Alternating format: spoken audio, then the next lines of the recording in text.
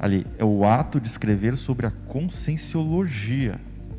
Porque às vezes a gente pode se achar que vou escrever um livro, e a pessoa, até por processos dela, inconscientes, enfim, associar muito isso com o processo de dogmática, inclusive de religiões, que é aquela coisa assim, vou escrever o livro, eu estou decretando uma verdade, uma coisa que é a definitiva, e não é isso.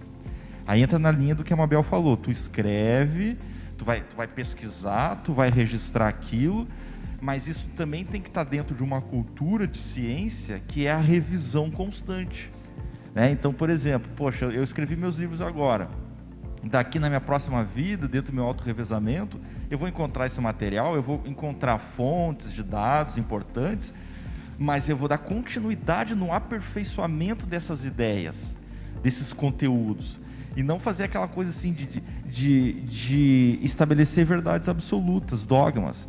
Então, escrever sobre a conscienciologia, e conscienciologia é uma ciência, e ciência, ela está constantemente produzindo e ao mesmo tempo revisando aquilo que ela própria está produzindo. E aí isso exige estudo, pesquisa, revisão, debate. Desapego. Exatamente. Desapego. Porque a pessoa não quer, às vezes, abrir mão do que escreveu, né? E de certa forma, a gente está sempre aquém. Mesmo nessa experiência que a gente tem. Porque se nós temos consciência que estamos evoluindo, estamos numa média de pré ou não, que garantia eu tenho que a experiência que eu tenho, por maior que eu tenha a experiência naquela área, que as conclusões que eu vou chegar são as top? É sempre relativo. Verdade relativa de ponto. Então eu também acho, eu concordo com o que a Mabel falou, com o que o Eduardo falou. O livro aí não é apenas um meio de chancela daquilo que você já experimentou, mas o livro ele também pode ser uma ferramenta para você trabalhar aquela questão em você, para você suscitar um debate e para você abrir, né, expandir a tua assistência. Que é aquilo que eu costumo dizer, o livro ele não é só uma questão de eu transmitir a informação que está aqui para o outro. É um processo de relação também. A tua intenção de estar produzindo algo para ajudar o outro, os contatos que você vai fazer, as portas que aquele livro vai permitir que você se comunique. Então o livro é muito mais do que isso. Então eu estou na mesma linha da Mabel. A gente não pode restringir. Não, só quando eu tiver uma teática total desse assunto, eu vou escrever sobre esse assunto. O que é uma teática? Está escrito ali, ó.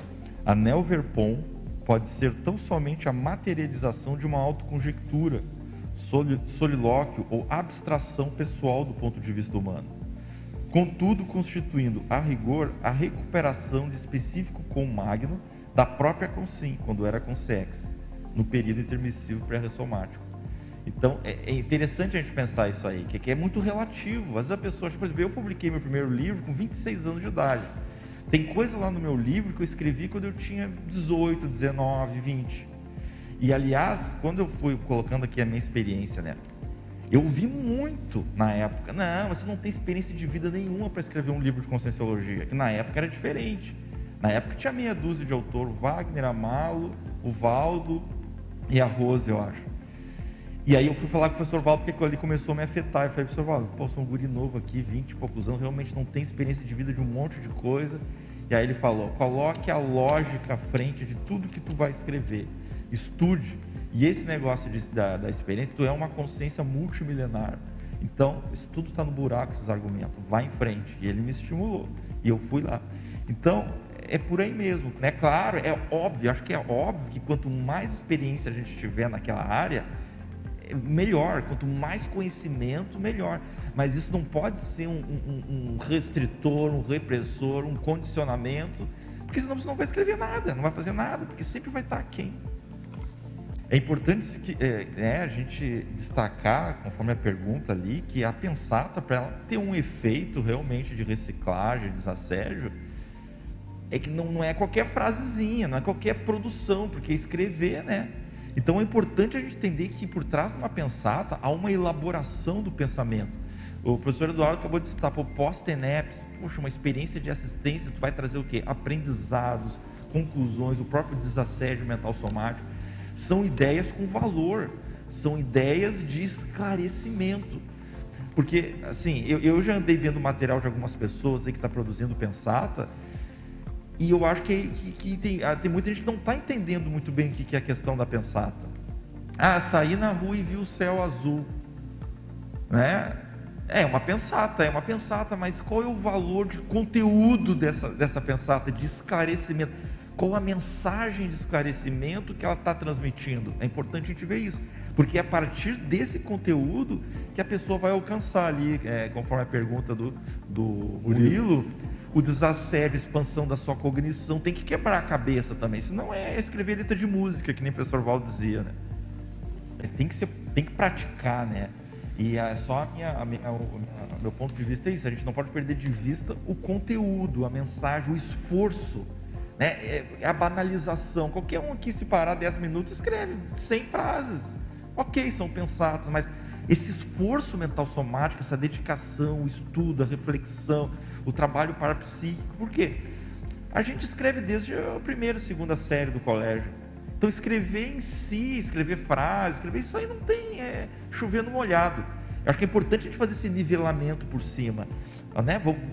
As pensatas do professor Valdo tem uma... Ele falou naquela hora, até você comentou, que é simples. Simples do ponto de vista de forma, de estrutura, uma frase curta, às vezes de uma linha, 2 linhas, 3 linhas. Mas olha a profundidade de conteúdo das pensatas do professor Valdo, não tem nenhuma simplicidade ali, não. Assim, em relação a esses aspectos intraconscienciais, eu queria destacar 2, que pelo menos para mim funciona muito, e é a maneira como eu entendo esse processo aí da escrita. O que uma pessoa que está buscando um aprendizado, o que é a ferramenta, o instrumento básico de alguém que está buscando um aprendizado, um aluno que vai fazer um curso, vai para uma aula?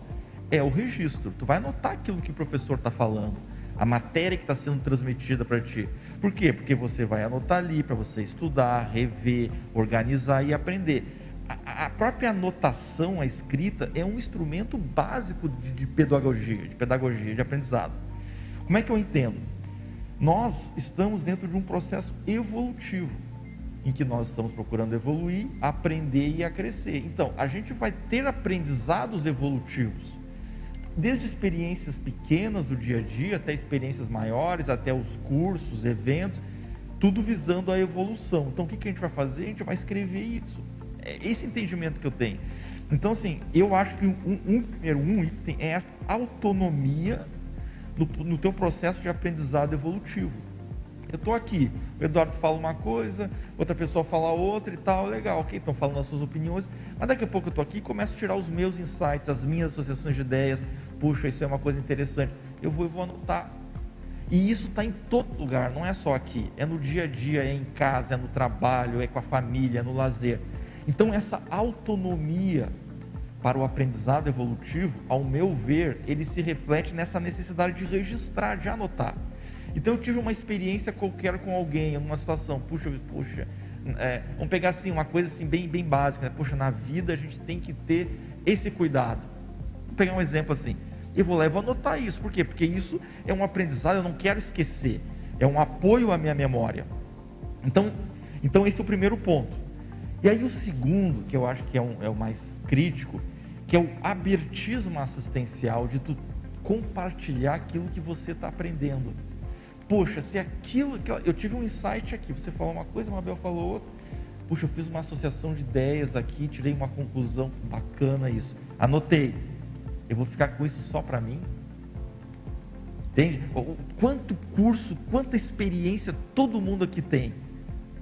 E a pessoa vai ficar com aquilo só para ela. Então eu acho que esses 2 itens, eles se complementam. Então, primeiro, aquela autonomia, aquela coisa que é pessoal, de querer aprender a evoluir, que vai fazer com que você escreva os seus aprendizados. E uma segunda etapa que é, poxa, se serviu para mim, se é útil para mim, se me faz crescer, por que não pode fazer os outros também a fazer isso?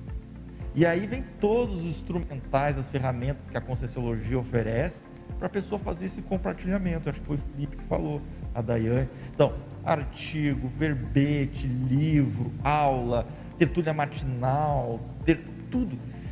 Então, eu acho que a gente está muito bem servido para as 2 coisas. Não tem desculpa, né? Não tem desculpa.